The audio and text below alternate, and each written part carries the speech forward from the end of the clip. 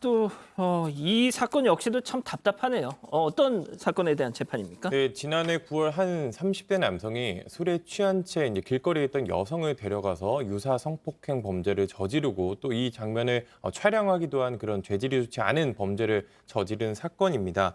이 당시에 피해자는 상해, 타박상 같은 거를 입기도 했고 그 당시 피해자 딸이 범행 현장을 목격하기도 했다고 합니다. 아이고.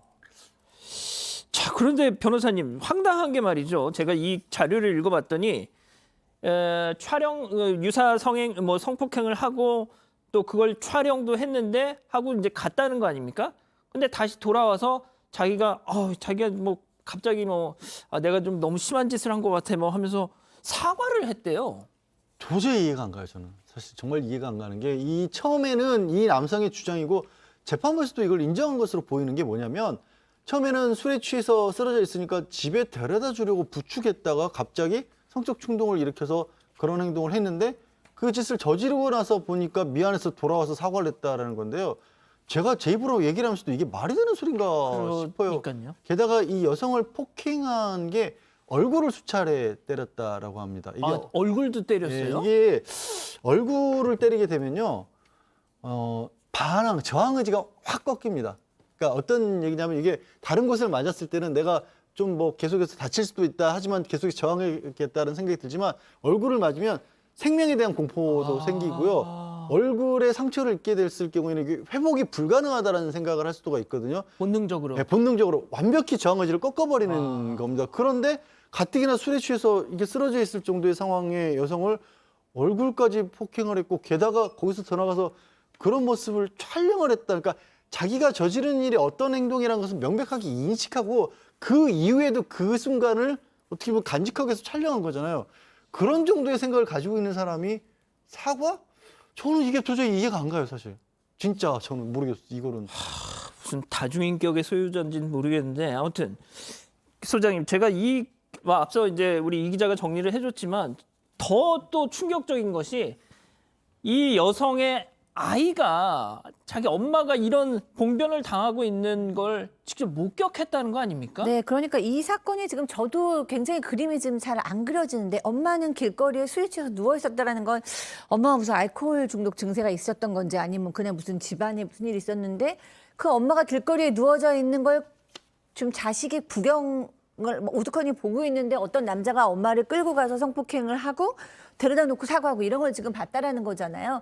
이게 사실이면 일단 이 엄마도 굉장히 안전의 위험이 있고 이 남자에 대한 처벌도 굉장히 시급하지만 제가 봤을 때 이 아이의 안전이 너무나 걱정스럽거든요. 예. 신체적으로 정신적으로 다 엄마가 술에 취해 있는데 어떤 사람한테 성폭행을 당하는 걸 봤다.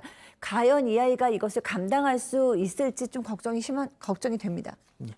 자, 그래서 1심에서는 어떤 판단이 나왔습니까? 1심에서는 징역 4년 실형을 선고를 했고요. 거기에 더해서 성폭력 치료 프로그램도 40시간 이수하고 또 관련 기관이라든가 장애인 복지시설에서의 취업 제한도 명령을 했습니다. 딱 보면 이 내용이 나와요. 범행 내용과 거기에 따른 양형 기준에 따르면 실형 선고가 불가피하다. 저게 그냥 누가 봐도 실형 선고가 불가피한 내용 이 아닌가요? 사람이 지금? 나중에 와서 사과를 했든지 말든지. 그거하고 상관이 없는 거예요. 이게 양형 기준이라는 얘기는 그것까지 사과한 것까지 참작을 하더라도 이건 도저히 안 된다라는 게 1심의 판단이었던 겁니다. 그렇군요. 자, 그런데 2심에서 엄청난 반전이 일어납니다. 그러죠? 2심에서 항소심에서 집행유예로 내려갔습니다. 형이 깎였어요. 결론적으로는 깎였는데 이유가 앞서 앵커가 다중인격 아니냐 하셨잖아요. 그런 정황들 나중에 가서 사과한 정황들이 전부 반영이 됐습니다. 그래서 일시적으로 그러니까 순간적인 성적 충동으로 범행을 했다. 그런데 이후에 잘못을 깨닫고 돌아와서 사과하지 않았느냐. 그래서 이후 수사부터 법정까지 잘못을 인정하고 반성했다. 그리고 피해자 측도 처벌을 원치는 않고 있다. 선처를 원하고 있다. 이렇게 양형 이유를 밝혔습니다. 이야, 자, 그러면 여기서 이번 재판 체크포인트 짚어보죠. 새 삶의 기회를 준다. 자, 이 기자.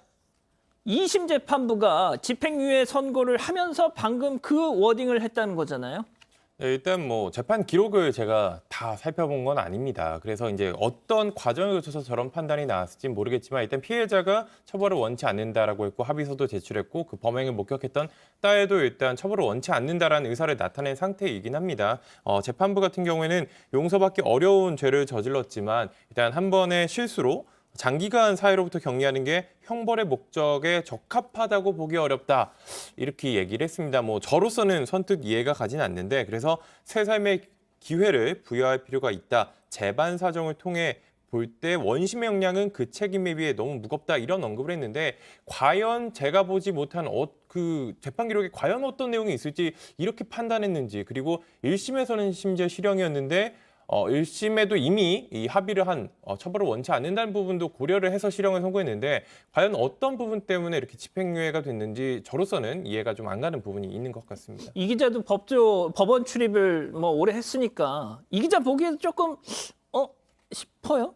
일단 저희는 이제 텍스트, 글로만 이제 이런 기사를 접하지만 재판부 같은 경우에 증인도 다 와서 부르고 그리고 이제 피해자가 뭐 어떤 직접적으로 처벌을 원치 않는다 합의서를 내기도 하거든요. 근데 이 사건 같은 거에 조금 특이했던 거는 보통 이제 합의서와 처벌 불원서 정도를 제출하는데 항소심에서 이제 피해자가 의견서를 따로 또 추가로 제출했다 것으로 나오거든요. 기록상. 그런 거 보면은 아무래도 피해자의 그런 피고인이 처벌받지 않았으면 한다라는 그 피해자의 그 의사가 조금 다른 사건에 비해서는 조금 강했던 게 아닌가 저로서는 그렇게 추측만 하고 있는 상태입니다. 자, 변호사님, 하지만 말이죠. 이 기자가 아까 얘기했던 것처럼 1심에서도 합의는 했었어요. 예. 하지만 1심 재판부는 징역 4년을 내렸습니다. 바뀐 조건이 없는데 2심에서는 새 삶의 기회를 주겠다 하면서 이렇게.